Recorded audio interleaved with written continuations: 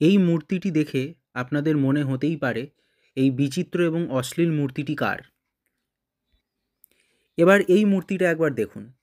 এবার নিশ্চয়ই চিনতে পেরেছেন কার কথা আমি বলছি। হ্যাঁ, আজকে আমি কার্তিক ঠাকুরের কথা বলছি।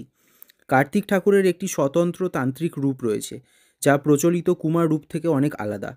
বাংলার সাধারণ পূজায় কার্তিককে সাধারণত সুদর্শন যুবক বা চিরকুমার রূপে দেখা গেলেও তান্ত্রিক ঐতিহ্যে তার এক ভিন্ন এবং কিছু ক্ষেত্রে উগ্র রূপের বর্ণনা পাওয়া যায়।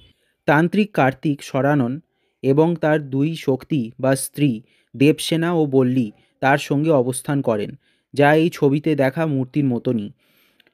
এটি তার জীবনের জাগতিক ও আধ্যাত্মিক উভয় দিককেই নির্দেশ করে। এই তান্ত্রিক উপাসনা প্রাচীনকালে খুব প্রচলিত থাকলেও পরে শাক্ত ও গাণপত্য সম্প্রদায়ের প্রভাবে কিছুটা কমে যায়। বর্তমানে তার উপাসনা মূলত শিশু কুমার রূপেই প্রচলিত।